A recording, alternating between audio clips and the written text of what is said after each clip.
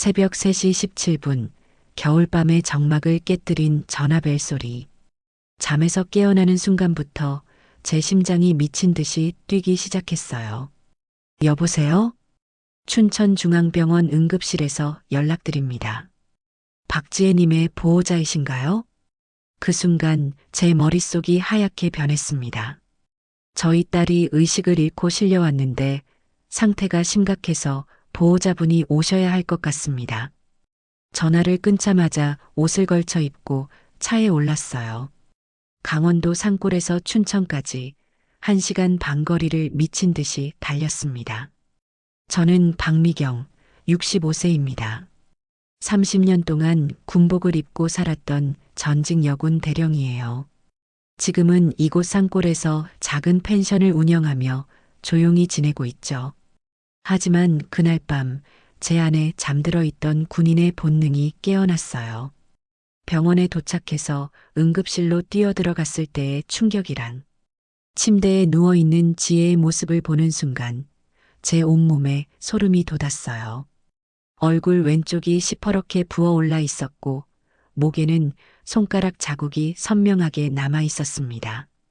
팔목과 어깨에도 멍 자국들이 여러 개 보였어요. 이건 단순한 사고가 아니었어요. 누군가 제 딸을 체계적으로 잔혹하게 폭행한 거였습니다.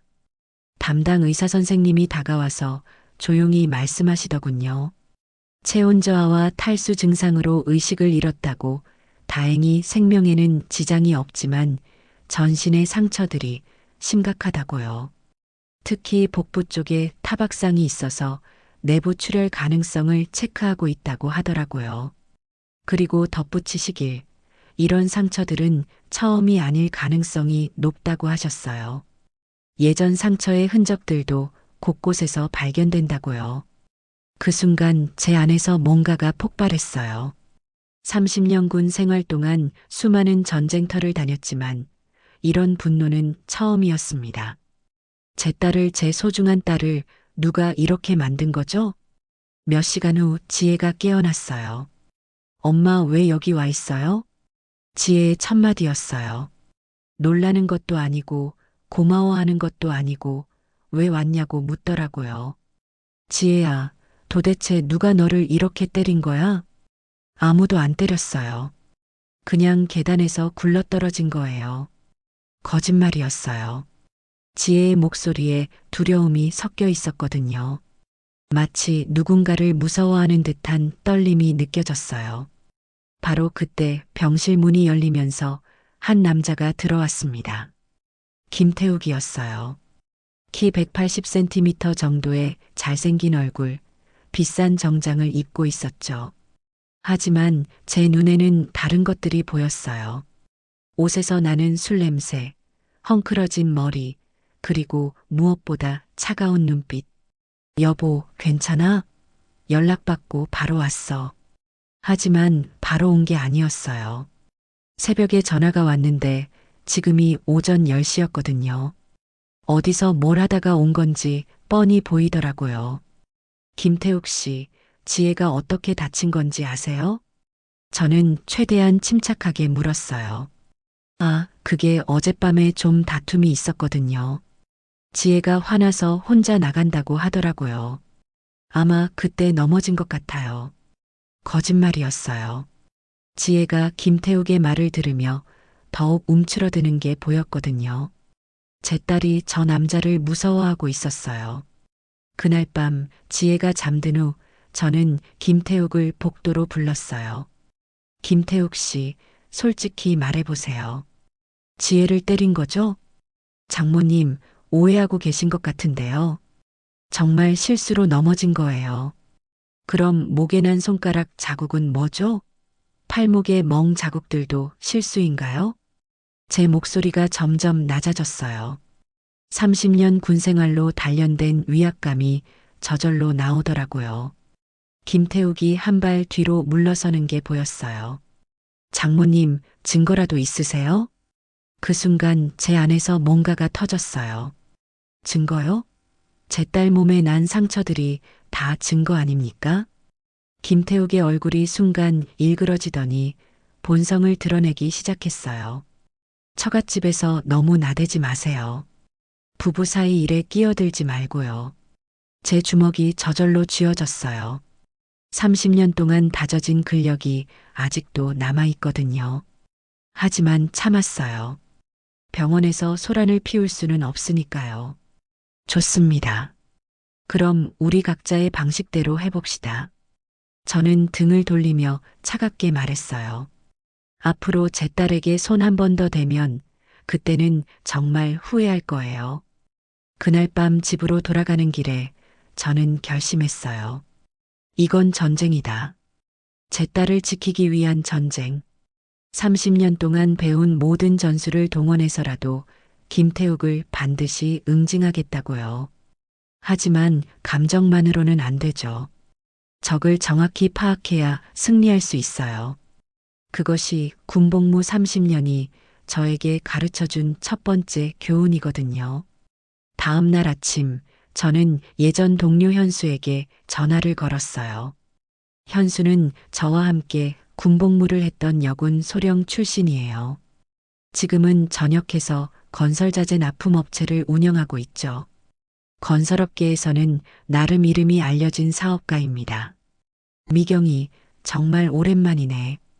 어쩐 일로 연락했어? 현수야, 김태욱이라는 사람 알아? 현수의 목소리가 순간 달라지더라고요. 김태욱? 혹시 대한건설 전무하는 그 김태욱 말이야? 맞아. 알고 있구나. 아, 그 자식 업계에서는 꽤 유명해. 나쁜 쪽으로 말이야. 제 가슴이 뛰기 시작했어요. 역시 제 직감이 맞았어요. 현수가 계속 설명해 주더라고요. 아버지가 김철수 회장이잖아. 건설업계 거물이지. 그 백을 믿고 업계에서 완전 왕처럼 굴어. 특히 여직원들한테는 정말 최악이야. 성희롱은 기본이고 마음에 안 들면 대놓고 괴롭혀. 한 번은 여자 안전관리사를 현장 한복판에서 모욕했다는 얘기도 들었어. 제 주먹이 저절로 쥐어졌어요. 그런 놈이 제 딸과 결혼을 했다니. 미경아, 왜 갑자기 그 자식 얘기를 물어보는 거야? 설마, 제 딸 남편이야. 전화로 현수가 욕을 내뱉는 소리가 들렸어요. 뭐라고? 그럼 지혜가, 응, 어젯밤에 병원에 실려갔어. 맞았어. 이런 개자식? 미경아, 내가 도와줄게. 그놈 혼내주자. 고마워. 그런데 조심스럽게 해야 해. 상대방 아버지가 업계 큰손이라고 했잖아. 걱정하지 마. 내가 알아서 할 테니까. 전화를 끊고 나니 조금 마음이 놓였어요. 현수 같은 동료가 있어서 다행이었죠. 하지만 이것만으로는 부족해요. 더 많은 정보가 필요했어요. 저는 컴퓨터를 켜고 김태욱에 대해 검색하기 시작했어요. 요즘 세상에는 인터넷이라는 좋은 도구가 있잖아요. 검색 결과들이 하나둘 나오기 시작했어요. 김태욱 40세, 대한건설 전무이사. 아버지 김철수는 건설업계에서 35년째 사업을 하고 있는 거물. 신문 기사들도 여러 개 나왔는데 대부분 아버지 김철수 회장 관련 기사들이었어요. 그런데 그 중에 눈에 띄는 기사가 하나 있었어요. 대한건설 현장 안전사고 연이어 발생 관리 소홀 논란. 기사를 읽어보니 김태욱이 담당하는 현장에서 안전사고가 자주 일어난다는 내용이었어요. 비용 절약을 위해 안전장비를 제대로 갖추지 않는다는 거죠. 그 순간 제 마음속에서 뭔가가 꿈틀거렸어요. 30년 군 생활에서 제가 담당했던 게 바로 건설 현장 안전관리였거든요. 어떤 것이 위험하고 어떤 것이 안전한지 저는 누구보다 잘 알고 있어요. 그때 또 전화가 왔어요. 지혜였어요. 엄마, 어제는 고마웠어요. 당연한 거지. 몸은 좀 어때? 많이 나아졌어요. 오늘 오후에 퇴원할 수 있을 것 같아요. 그래, 그럼 우리 집으로 와서 당분간 쉬어라. 아니에요, 엄마. 집에 가야 해요. 제 가슴이 철렁했어요. 지혜야, 그 사람한테 돌아가면 또 맞을 수도 있어. 엄마, 걱정하지 마세요.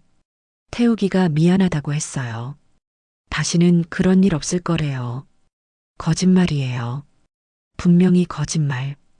가정폭력을 하는 사람들은 항상 똑같은 패턴을 보이거든요. 때리고 나서 미안하다고 하고 다시는 그런 일 없을 거라고 약속하고 그러다가 또 때리는 거예요. 제가 군복무하면서 수많은 사례를 봤어요. 지혜야, 엄마 말 좀 들어봐. 엄마, 저 괜찮아요. 정말로요. 그리고 태우기도 스트레스가 많았던 거예요. 요즘 회사 일이 힘들다고 하더라고요. 또 변명이에요. 김태욱을 두둔하고 있어요.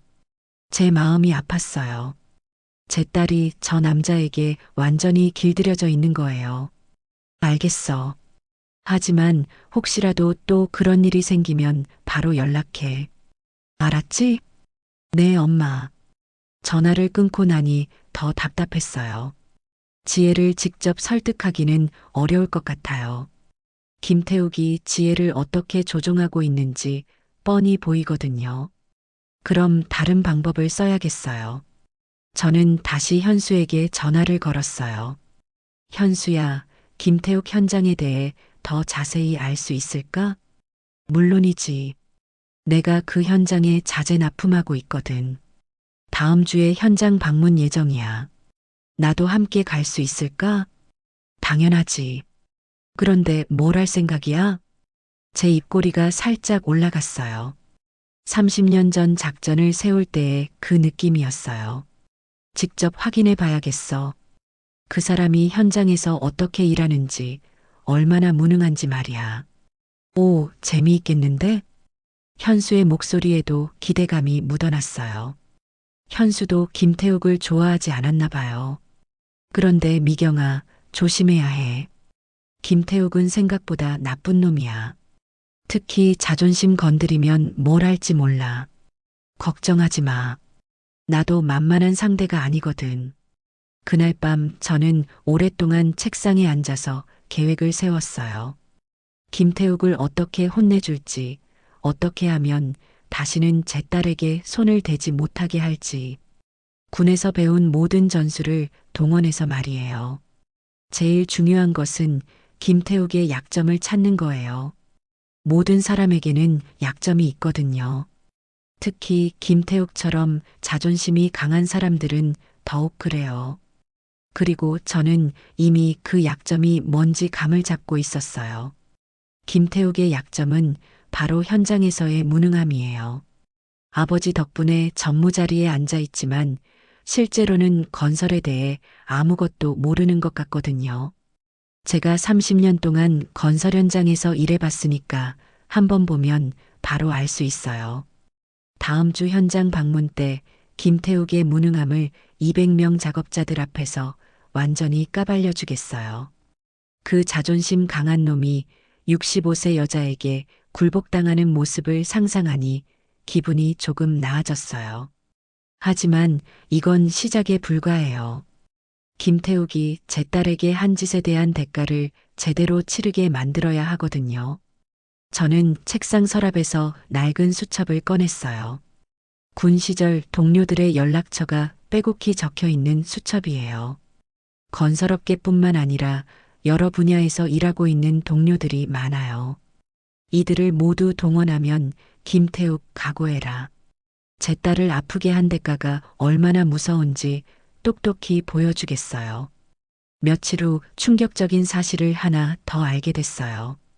지혜가 병원에서 퇴원한 다음 날 우연히 은행에서 마주친 지인에게서 들은 얘기였어요. 미경이 지혜 남편이 지혜 명의로 적금을 해지했다더라. 2,800만 원이나 되는 큰 돈을 말이야. 그 순간 머리가 띵했어요. 뭐라고? 그게 무슨 소리야? 지혜가 모르게 인감을 가져가서 적금을 해지했다는 거야. 은행 직원이 이상해서 지혜한테 전화했는데 지혜는 그런 적이 없다고 하더라고. 제 온몸에 소름이 돋았어요. 김태욱 그 자식이 아내를 때리는 것도 모자라서 돈까지 훔쳤다는 거예요. 바로 지혜에게 전화를 걸었어요. 지혜야, 적금 해지한 거 알고 있어? 엄마 그게. 지혜의 목소리가 떨리고 있었어요. 태우기가 사업상 급하게 돈이 필요하다고 해서. 지혜야, 그건 도둑질이야. 남편이라고 해서 아내 돈을 마음대로 가져가는 게 어디 있어? 엄마, 부부잖아요. 나중에 갚는다고 했어요. 갚는다고? 지혜야, 정신 차려. 그 사람이 지금까지 약속 중에 지킨 게 뭐가 있어? 지혜가 울음을 터뜨렸어요. 엄마, 저도 알아요. 알지만 어떻게 해야 할지 모르겠어요. 제 가슴이 찢어질 것 같았어요. 제 딸이 저렇게 무력하게 당하고 있는데. 지혜야, 엄마가 도와줄게. 걱정하지 마. 그런데 더 충격적인 사실이 기다리고 있었어요. 그날 오후 제게 한 통의 전화가 왔어요. 박미경님이신가요? 저는 신한은행 대출 담당자입니다. 박미경님 명의로 진행 중인 담보대출 건으로 연락드렸는데요.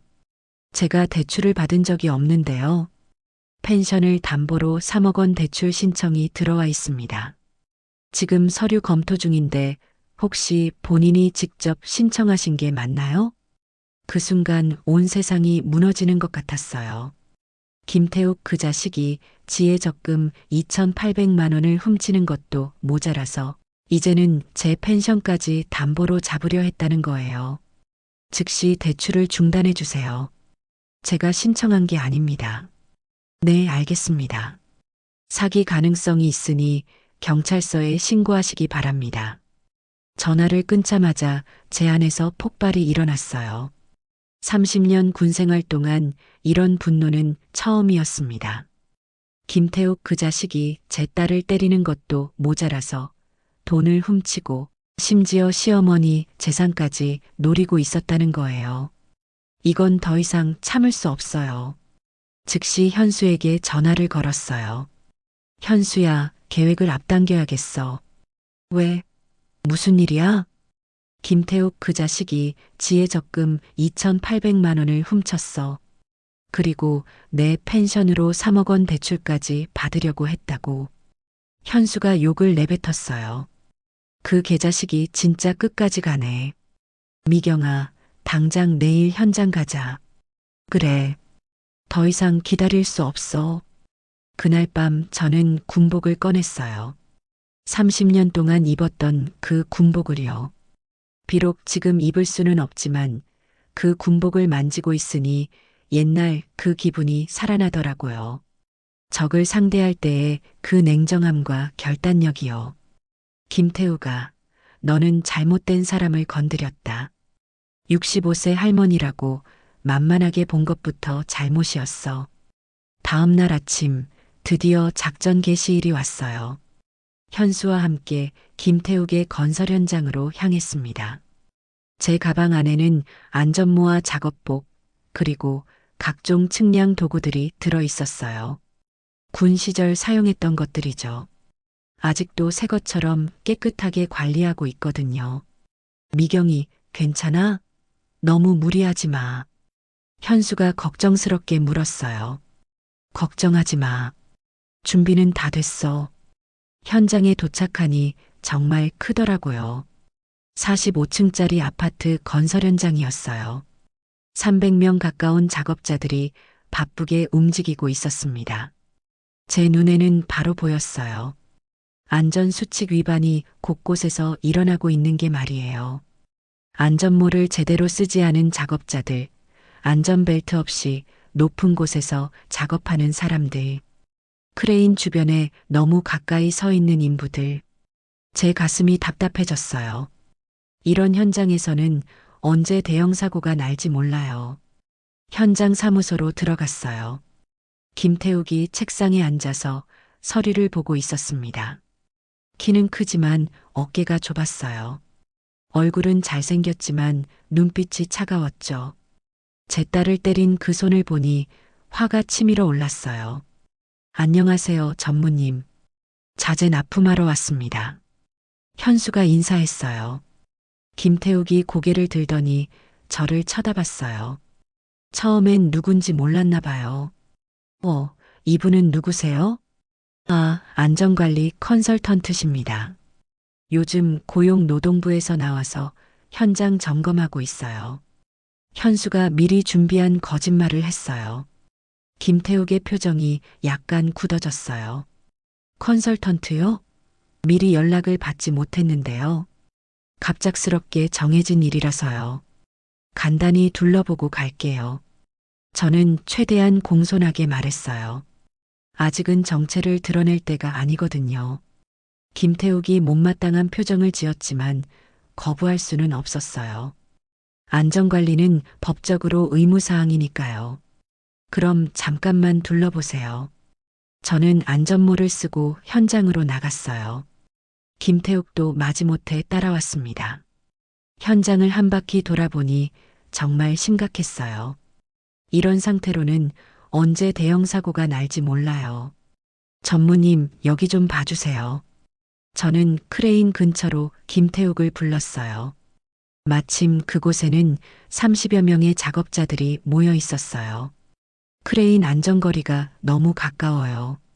이렇게 하면 위험합니다. 아, 그래요?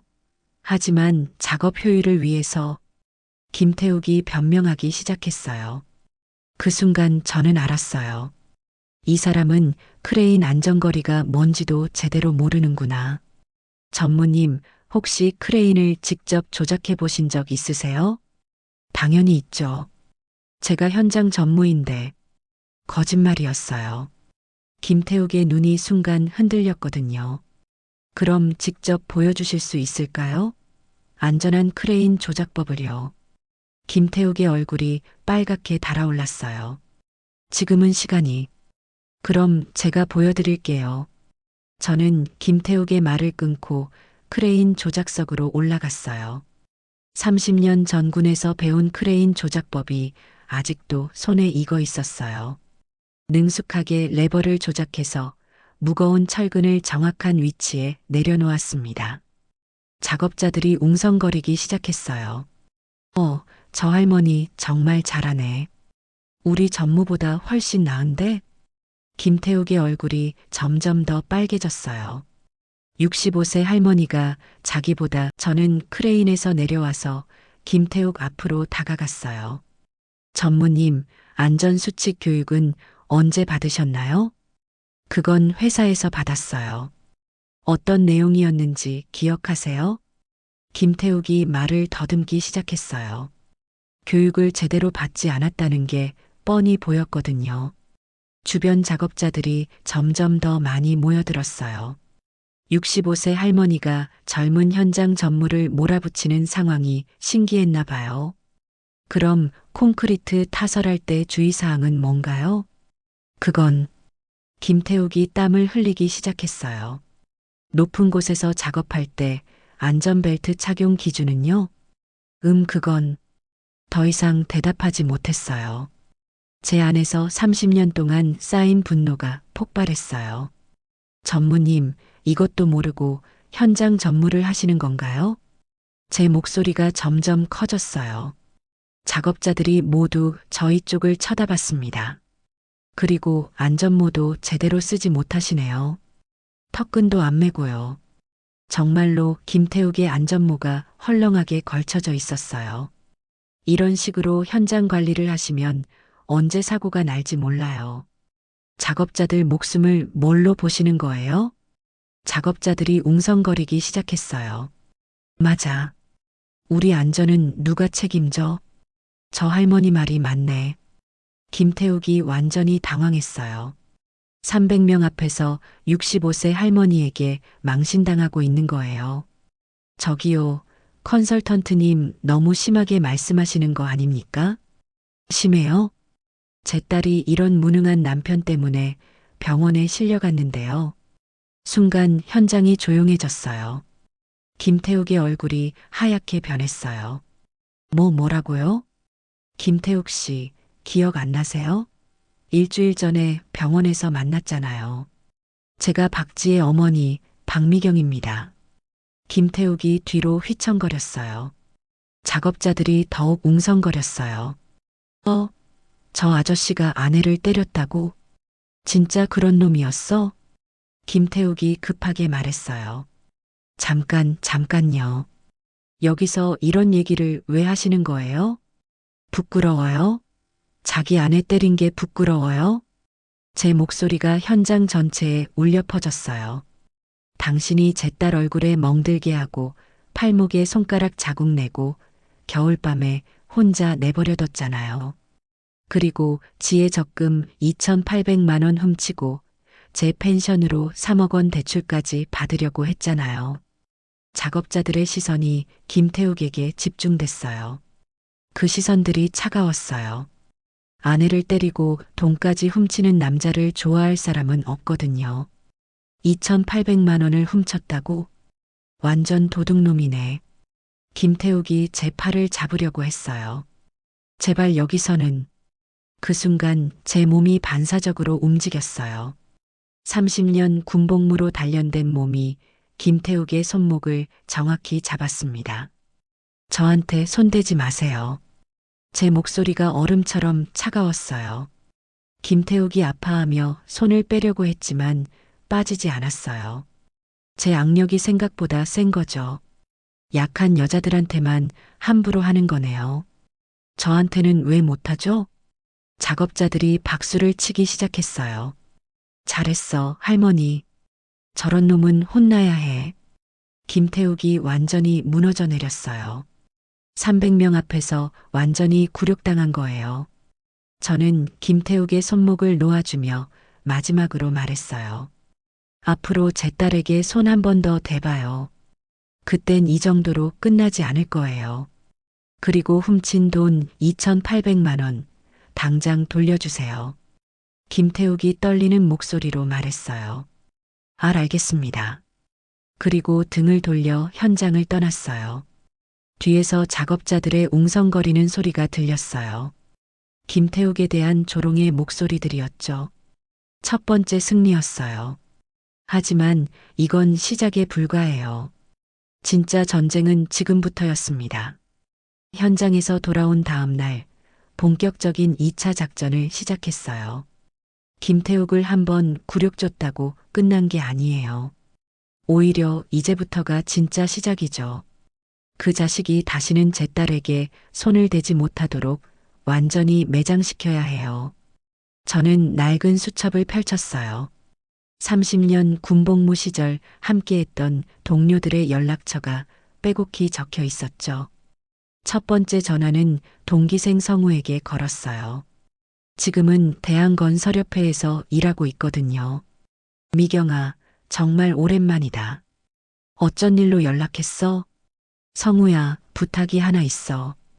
김태욱이라는 현장 전무 알아? 성우의 목소리가 미묘하게 변했어요. 김태욱? 아, 김철수 회장 아들 말이지. 왜 그놈 얘기를 갑자기? 제 딸 남편이야. 그런데 가정폭력을 해. 전화로 성우가 욕을 내뱉는 소리가 들렸어요. 그 개자식이. 미경아, 내가 도와줄게. 뭘 하면 돼?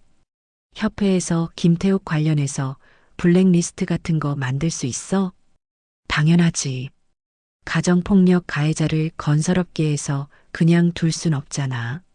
제 입꼬리가 살짝 올라갔어요. 역시 성우는 믿을만 했어요. 두 번째 전화는 국토교통부에서 일하는 후배 영민에게 걸었어요. 선배님, 안녕하세요. 정말 오랜만이에요. 영민아, 공공사업 입찰 관련해서 질문이 있는데. 네, 말씀하세요. 사회적 책임평가 항목에 가정폭력 가해자도 포함되나? 영민이 잠시 생각하더니 대답했어요. 당연히 포함되죠. 기업 이미지에 치명적이니까요. 혹시 무슨 일이 있으셨나요? 저는 김태욱에 대한 이야기를 간략하게 설명했어요. 영민의 목소리가 점점 차가워졌습니다. 선배님, 그런 인간은 업계에서 매장시켜야 해요. 제가 관련 부서에 정보 공유하겠습니다.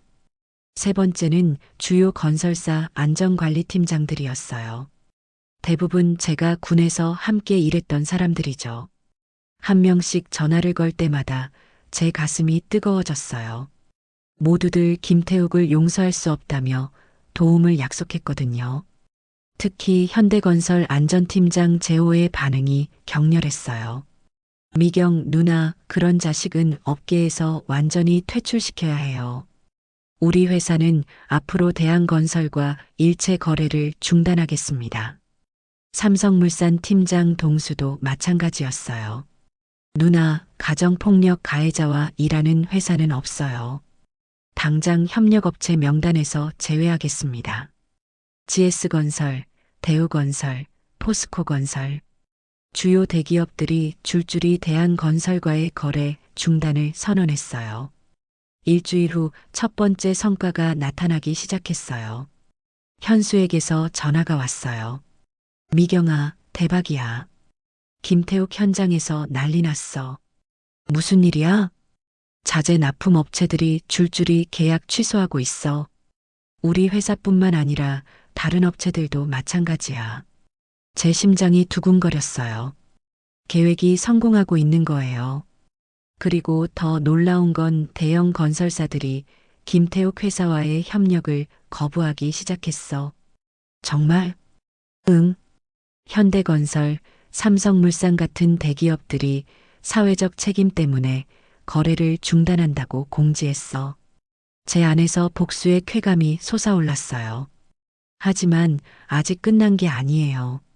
더 결정적인 한 방이 필요했어요. 그날 밤 김태욱에게서 전화가 왔어요. 장모님, 이제 그만하시죠. 제가 잘못했어요. 김태욱의 목소리가 떨리고 있었어요. 완전히 겁에 질린 상태였죠. 그만하라고요? 이제 시작인데요. 제발이요. 회사가 망할 것 같아요. 아버지도 화나서 난리고. 그럼 처음부터 제 딸을 때리지 말았어야죠. 정말 미안해요. 다시는 그런 일 없을 거예요. 거짓말이에요. 분명히 거짓말이에요. 진심으로 뉘우치는 목소리가 아니었거든요. 그냥 상황이 어려우니까 사과하는 척 하는 거죠. 김태욱 씨, 진짜 사과는 말로 하는 게 아니에요. 행동으로 보여야죠. 그럼 어떻게 하면 되죠? 업계 사람들 앞에서 무릎 꿇고 사과하세요. 그럼 생각해 볼게요. 김태욱이 헉하고 숨을 들이마셨어요. 무무릎을 꿇으라고요? 왜요? 못하겠어요? 제 딸 얼굴에 멍들게 할 때는 언제고. 김태욱이 전화를 끊어버렸어요. 역시 진심이 아니었어요. 자존심만 센 놈이죠. 하지만 곧 김태욱은 무릎을 꿇게 될 거예요.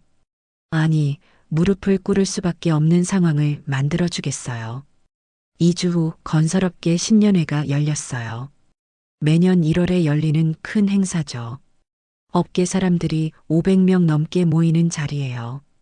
현수가 저를 초대했어요. 미경아, 이번 기회에 김태욱을 완전히 끝내버리자. 어떻게?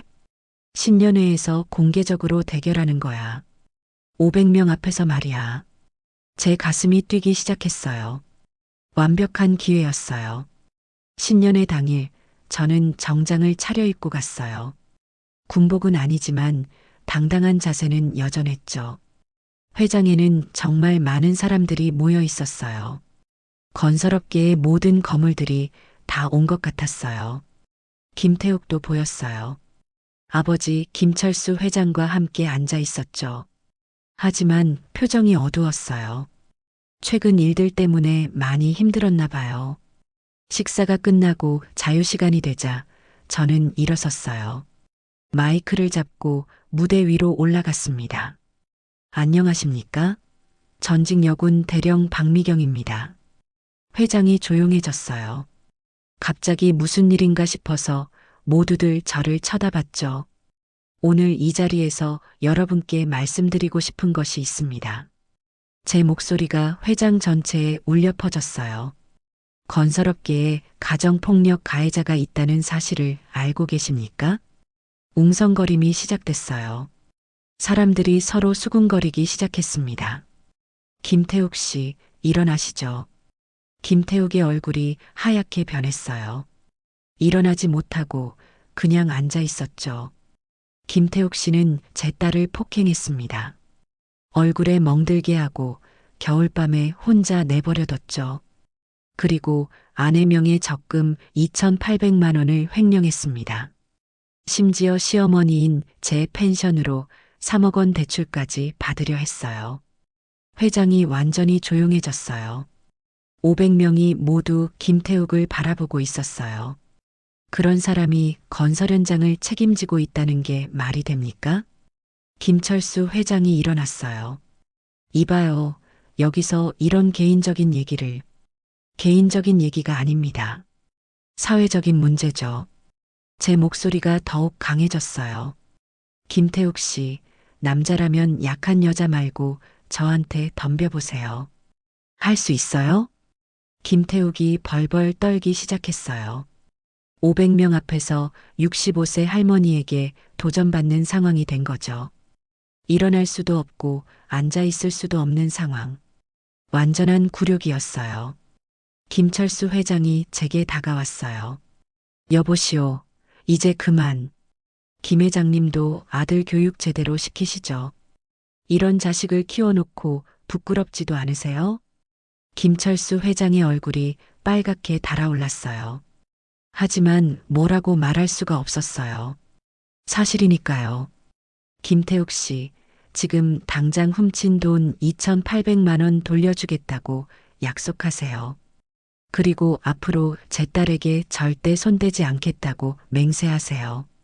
김태욱이 떨리는 목소리로 말했어요. 돌려드리겠습니다. 그리고 다시는. 소리가 너무 작아서 들리지 않았어요. 크게 말하세요. 500명이 다 들을 수 있게요. 돌려드리겠습니다. 그리고 다시는 손대지 않겠습니다. 김태욱이 소리쳤어요. 그리고 마침내 무릎을 꿇었어요. 500명이 지켜보는 가운데 바닥에 무릎을 꿇고 머리를 숙였습니다. 죄송합니다. 정말 죄송합니다. 그 순간 제 마음속에서 복수의 쾌감이 터져 나왔어요. 하지만 동시에 뭔가 공허함도 느껴졌어요. 이게 정말 제가 원했던 복수였을까요? 회장에서 박수 소리가 터져 나왔어요. 할머니 대단하세요. 저런 놈은 당해도 싸죠. 하지만 저는 그 박수가 달갑지 않았어요. 오히려 마음이 무거워졌거든요. 그날 밤 집으로 돌아가는 길, 제 마음은 복잡했어요. 승리했지만 행복하지 않았어요. 뭔가 잘못된 것 같은 기분이 들었거든요. 신년회에서 돌아온 지 사흘이 지났어요. 제가 원했던 복수는 완벽했어요. 김태욱은 500명 앞에서 무릎을 꿇었고 건설업계에서 완전히 매장됐죠. 더 이상 제 딸을 건드릴 수도 없을 거예요. 하지만 이상했어요. 전혀 시원하지 않았거든요. 오히려 마음이 더 무거워졌어요. 뭔가 잘못된 것 같은 기분이 계속 들었습니다. 그날 오후 지혜에게서 전화가 왔어요. 엄마, 지금 어디 계세요? 급히 갈 일이 있어요. 지혜의 목소리가 떨리고 있었어요. 뭔가 심각한 일이 생겼나 봐요. 왜? 무슨 일이야? 전화로는 말하기 어려워요. 엄마가 계신 곳으로 가도 될까요? 그럼 우리 집으로 와. 1시간 후 지혜가 도착했어요. 얼굴이 창백했고 눈이 빨갛게 부어 있었어요. 울었나 봐요.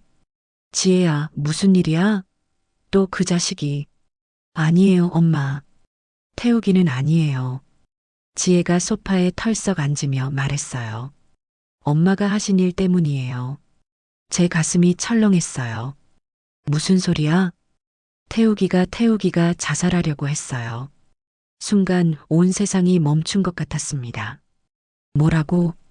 어젯밤에 수면제를 많이 먹고 쓰러졌어요. 다행히 발견이 빨라서 살았지만 제 안에서 뭔가가 툭 하고 끊어졌습니다. 자살. 아무리 김태욱이 나쁜 놈이라고 해도 죽으려고 할 정도는 아니었는데. 지혜야, 그게 정말이야? 네. 병원에서 깨어나서 계속 울고 있어요. 완전히 무너진 상태예요. 지혜의 눈에서 눈물이 흘러내렸어요. 엄마, 저는 태우기가 변하기를 바랐어요. 벌을 받기도 바랐고요. 하지만 죽기까지는 제 머릿속이 복잡해졌어요. 김태욱이 죽으면 안 되는 거였나요? 그 자식이 제 딸을 그렇게 아프게 했는데. 하지만 지혜가 우는 모습을 보니 뭔가 잘못됐다는 생각이 들었어요. 엄마, 제발 이제 그만해 주세요. 지혜가 제 손을 잡으며 간청했어요. 저는 엄마가 저 때문에 이렇게 힘들어 하시는 걸 보고 싶지 않아요. 지혜야, 복수는 복수를 낳을 뿐이에요. 엄마가 예전에 말씀하신 거 기억나요? 진정한 강함은 때로는 물러날 줄 아는 것이라고. 제 가슴이 먹먹해졌어요. 맞아요. 예전에 제가 지혜에게 했던 말이에요. 군에서 배운 가장 중요한 교훈 중 하나였죠. 언제 싸우고 언제 물러날지 아는 것이 진짜 용기라고. 엄마가 행복하지 않으면 저도 행복할 수 없어요. 지혜의 말이 제 마음 깊숙이 박혔어요. 그렇네요. 저는 복수에만 집중하느라 정작 지혜의 마음은 헤아리지 못했어요. 엄마, 저는 이제 새로운 삶을 시작하고 싶어요. 과거에 얽매이지 않고 앞으로 나아가고 싶어요. 제 눈에서도 눈물이 흘러내렸어요. 그동안 제가 뭘 하고 있었던 걸까요? 딸을 지킨다는 명목으로 오히려 딸을 더 아프게 만들고 있었던 건 아닐까요? 그날 밤 저는 오랫동안 생각에 잠겼어요. 30년 군복무 시절을 떠올려 봤어요. 제가 진짜 강한 군인이었을 때는 언제였을까요? 적을 무찌를 때가 아니었어요.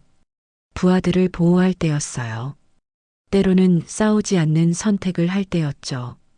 진정한 강함이란 무엇일까요? 끝까지 싸우는 것이 아니라 사랑하는 사람을 위해 적절한 순간에 손을 거두는 것이었어요. 다음 날 아침 저는 결심했어요. 현수에게 전화를 걸었습니다. 현수야, 김태욱 관련해서 모든 걸 중단해줘. 뭐? 왜 갑자기? 지금 완전히 이기고 있는데. 딸이 원하지 않아. 그리고 나도 이게 옳은 일인지 확신이 서지 않아. 현수가 잠시 침묵하더니 말했어요. 알겠어. 미경이 결정이니까 존중할게. 그 다음엔 성우와 영민, 다른 동료들에게도 연락했어요. 모든 압박을 중단해달라고 부탁했습니다. 마지막으로 김태욱에게 직접 전화를 걸었어요. 김태욱 씨, 저예요. 박미경이요. 전화로 김태욱이 울먹이는 소리가 들렸어요. 장모님 제발 이제 그만. 모든 걸 중단할게요. 하지만 조건이 있어요. 뭐든지 하겠습니다. 진심으로 변하세요. 말로만 하지 말고 행동으로 보여주세요. 네, 네. 그리고 지혜랑은 헤어지세요. 지혜가 새로운 삶을 살 수 있도록 놔주세요. 김태욱이 한참 침묵했어요. 알겠습니다. 제가 너무 나쁜 남편이었어요. 지혜가 행복했으면 좋겠어요. 처음으로 진심 어린 목소리였어요. 전화를 끊고 나니 마음이 한결 가벼워졌어요. 복수보다 훨씬 큰 해방감이었어요. 3개월 후 지혜는 새로운 병원으로 이직했어요. 김태욱과는 조용히 이혼 절차를 밟았고요. 훔쳤던 2,800만 원도 모두 돌려받았어요. 김태욱은 건설업계를 완전히 떠나서 시골로 내려갔어요. 작은 농장에서 새로운 삶을 시작한다고 들었어요. 어느 봄날 지혜가 새로운 연인과 함께 제게 인사를 왔어요. 좋은 사람이었어요. 지혜를 소중히 여기는 게 눈에 보였죠. 엄마 고마워요. 엄마가 저를 지켜주셔서. 아니야, 지혜야. 엄마가 배운 게 더 많아. 정말 그랬어요. 지혜를 통해 저는 진정한 강함이 무엇인지 다시 배웠거든요. 복수는 일시적인 만족감을 줄 뿐이에요. 하지만 용서는 영원한 평안을 가져다 줘요. 그날 밤 저는 오랜만에 편안하게 잠들 수 있었어요. 제 딸이 행복하고 저도 평안하고 심지어 김태우까지도 새로운 기회를 얻었으니까요. 이것이 진짜 승리였어요. 힘으로 상대를 굴복시키는 것이 아니라 모두가 더 나은 사람이 되도록 만드는 것. 그것이 제가 30년 군복무를 통해 깨달은 진정한 강함이었습니다. 창밖으로 봄꽃이 피고 있었어요. 새로운 시작을 알리는 꽃들이었죠. 지혜의 새로운 삶, 김태욱의 새로운 시작, 그리고 제 마음의 평안. 모든 것이 새롭게 시작되고 있었어요. 진정한 전쟁은 끝났어요. 그리고 모두가 승리했습니다.